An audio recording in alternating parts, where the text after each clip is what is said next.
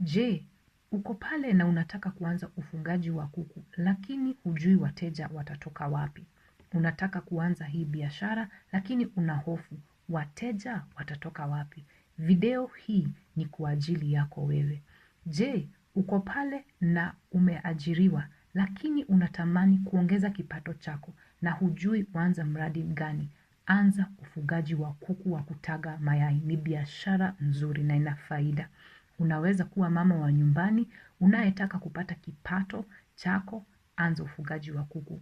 Unaweza kuwa uko pale na kwa muda mrefu umekuwa ukitafuta ajira lakini bila mafanikio. Usife moyo. Kama uko na watu wanaweza kukuunga mkono, waombe wakusaidie kuanzisha mradi huu wa ufugaji wa kuku wa kutaga mayai. Iko na faida. Hapa kuna hela, kuna pesa unaweza kupata na zitakusaidia na kukusimamisha.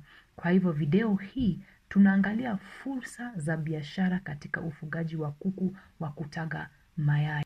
Watu wengi husita kuanza ufugaji wa kuku kwa sababu moja kuu. Wanajiuliza, nani atanunua mayai au kuku wangu? Lakini ukweli ni kwamba wateja wako tayari, karibu na wako karibu sana na wewe. Mteja wa kwanza ni jirani yako. Ndio, anza na majirani zako.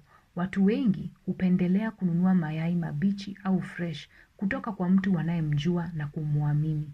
Wateja wako wa kwanza wanaweza kuwa katika eneo unaloishi. Hawa ni watu hupenda kununua mayai mabichi au fresh kutoka kwa mtu wanayemjua na kumuamini. Ni kwa sababu wengi wamenunua mayai kwenye maduka makubwa makubwa na baadaye wanapata ni mayai si fresh, ni mayai yamekaa sana, mayai karibu kuoza, lakini wakati wanajua kuna mtu karibu nao na anaweza kusupply order ya mayai mara kwa mara na ni mayai fresh, watakuwa customers wako wa kwanza. Kwa hivyo jitambulishe kwao, wacha majirani zako wajue ya kwamba uko na mradi huu na unaweza kuwa una supply mayai kwao. Wengi wao wanaweza kuchukua tray moja au mbili zaidi na ni customers wazuri na ni customers wa kila mara. Customer ama mteja wa pili ni maduka ya mitaani. Ndio, maduka ambapo unaenda kununua bidhaa zako za kila siku. Hapo utapata mteja atakaye kuwa anachukua tray 2, 3 kutoka kwako. Kwa hivyo tembelea maduka ya karibu na vibanda vya biashara.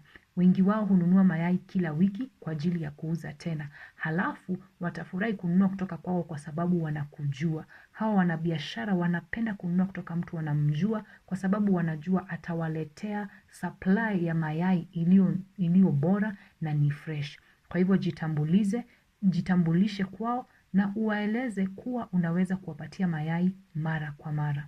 Watatu ni masoko makubwa na wauzaji wa jumla. Ndio, wanaitwa wholesalers. Tembelea masoko makubwa au vituo vya mabasi, mahali utawapata. Huko kuna wauzaji wa jumla wanaonunua mayai kwa wingi na kwa wakati mmoja. Hii ni njia nzuri yako wewe ya kuuza kwa kiasi kikubwa kwa haraka na kupata mapato utakayoweza kuigiza kwenye biashara yako. Wanne ni migahawa au makafe. Yale migahawa na makafe unayoona mitaani ama kwenye vituo vya mabasi. Hawa wanapenda kununua mayai na ni tray za mayai kila siku. Hapo ndipo unaweza kupata order za mara kwa mara za kiasi kikubwa. Jitambulishe kwao, usiwe na hofu, enda pale na ujitambulishe kwao. Mteja mwingine au wateja wengine ni wateja mitandaoni. Ndio, wale wateja wenye wako Facebook, wale wako YouTube, wale wako WhatsApp. Tangaza bidhaa zako kwenye makundi ya WhatsApp ya eneo la kwako.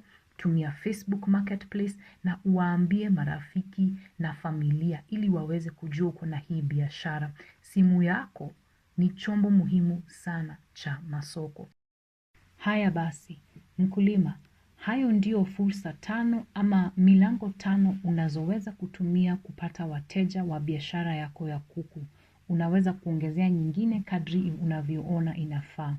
Pia kumbuka, baadhi ya masoko kama wauzaji wa jumla, hoteli na masoko ya mitandaoni huhitaji uweze kusambaza mayai kwa wingi, kuanzia tray 5 na zaidi, ikipungua sana tray 3. Masoko haya ni mazuri kwa sababu yanaweza kukuingizia kipato kikubwa cha kuwekeza tena kwenye biashara yako. Ni masoko mazuri, tia bidii uweze kuwa unawapelekea mayai mara kwa mara. Hata hivyo, usiyafikie kabla hujawa tayari kusambaza kwa uhakika. Wataanza kukuagiza mara kwa mara na usipoweza kukidhi mahitaji yao, unaweza kupoteza uaminifu wao na kukosa fursa nzuri kama hiyo. Hivyo, anza na soko ambalo unaweza kusambaza kwa udhabiti. Huku ukipanga kupanua biashara yako. Kama unaweza kusambaza tray 2 au 3 tu ni sawa. Kwa uaminifu na dhabiti, biashara hukua hatua kwa hatua. Pia, acha kwenye maoni fursa nyingine ambazo huenda nimekosa ili tusaidiane kujifunza na kukua pamoja. Asante, karibu na bonyeza subscribe ili uweze kupata vidokezo vingi kuhusu biashara ya kuku wa kutaga mayai kwa faida yako wewe mkulima. Karibu.